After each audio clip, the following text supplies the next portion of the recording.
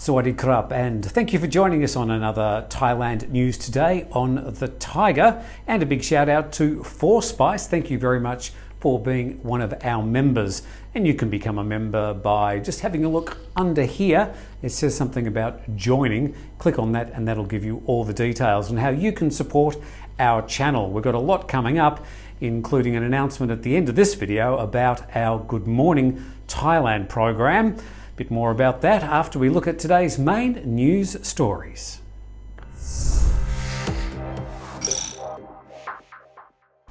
Advertisements for COVID-19 vaccines by private hospitals are set to be tightly regulated to prevent exaggeration or any statements that may mislead the public. The Public Health Ministry has set regulations for private hospitals offering to provide vaccines for paying customers, including guidelines on promoting injection services, as well as rules to ensure quality and safety. The Department of Health Services Support says the ministry has issued 5 regulations for vaccination services at private hospitals. Regulations on advertising are meant to protect customers against exaggerated claims and also make sure there is fair competition among the hospitals offering private vaccines. The promotions must also make it clear that the injection services sold by private hospitals are an alternative service and that the government is providing vaccinations for free. All COVID-19 vaccines must be registered for use and approved for advertising through Thailand's FDA.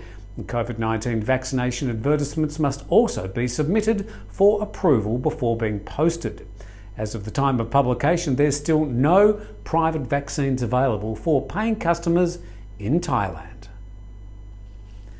The Thai PM Prayut Chan-o-cha took to the TV last night to make a statement about the government's latest attitude towards COVID-19, and there were some fairly major changes in the narrative. Here's a quick overview. He said, "We must reopen in 120 days. We have to come to terms that COVID-19 will continue to be around in the world and in Thailand for some time. We cannot wait for a time when everyone is fully vaccinated with 2 shots to open the country or when the world is free of the virus. We must be ready to live with some risk."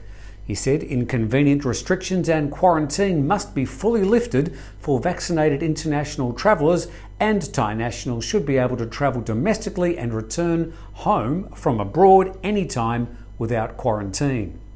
He said this reopening plan could be modified or cancelled, meaning that the 120-day countdown is provisional and not set in stone. PM Prayut conceded that an increase in COVID-19 infections is expected to be inevitable when the borders reopen, regardless of precautions. He pointed to the Phuket Sandbox model as the first step and said the approval will be fast-tracked and decided by the Cabinet next week. He noted Singapore and Taiwan are also having problems not always receiving the vaccines they ordered from abroad. In that case, the PM failed to mention that Taiwan's hold-up was due to the Thai-produced AstraZeneca vaccine being delayed. Schools across the country reopened this week after the latest round of closures due to the 3rd wave of the coronavirus. But just in case you forgot where you were, students in the Isaan province of Surin decided to go to school old style, on an elephant.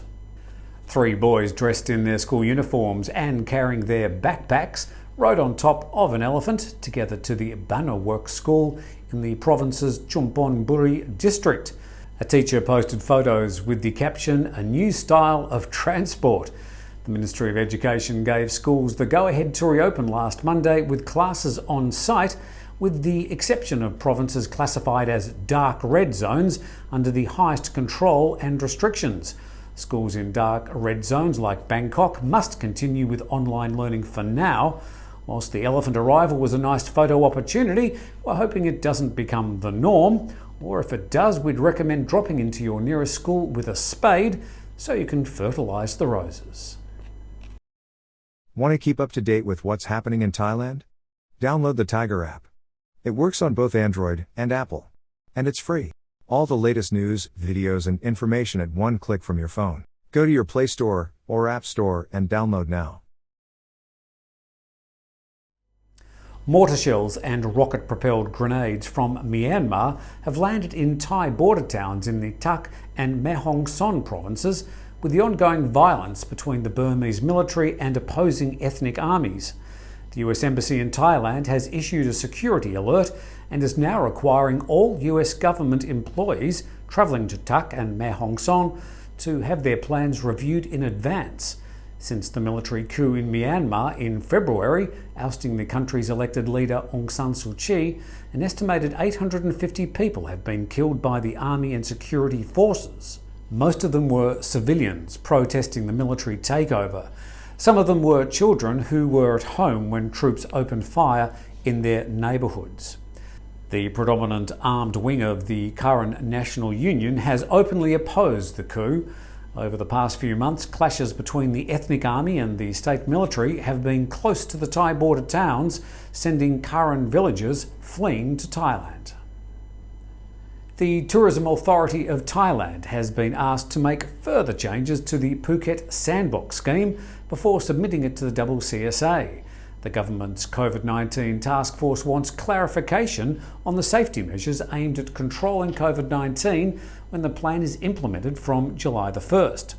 Parts of the memo said the subcommittee is concerned about public misunderstanding of the tourism program's COVID-19 safety measures, which may still worry many people as to what action will be taken in the event of new infections, both local and travellers.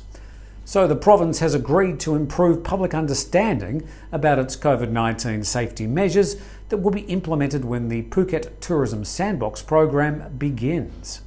Over the past week, more paperwork and impediments have been added to the Sandbox inbound process, including the need for COVID insurance valued at $100,000, the need to wear a wristband tracking device, and the government saying that Thais, expats and diplomats would be prevented from using the sandbox as a way of re-entering the country. Meanwhile, a survey out just today shows that just over 90% of respondents disagree with the ban on bars and entertainment areas for the Sandbox July 1 opening in Phuket. Hashtag no one is surprised. And the giant phallus that was erected on a road in accordance with an ancient rainmaking ceremony in Chachoengsao, a province in central Thailand east of Bangkok, has cracked under pressure. If the intention was for the rain-inducing statue to attract moisture from the sky, it certainly overcompensated in that regard, and the heavy rains have caused the large penis to crack open. But the locals don't care, as the statue has performed or even outperformed its services. We'll leave you to ponder the witty comments and memes under this video. We'll read out the best on tomorrow morning's Good Morning Thailand. Well, that last story basically epitomises my career as it stands at the moment.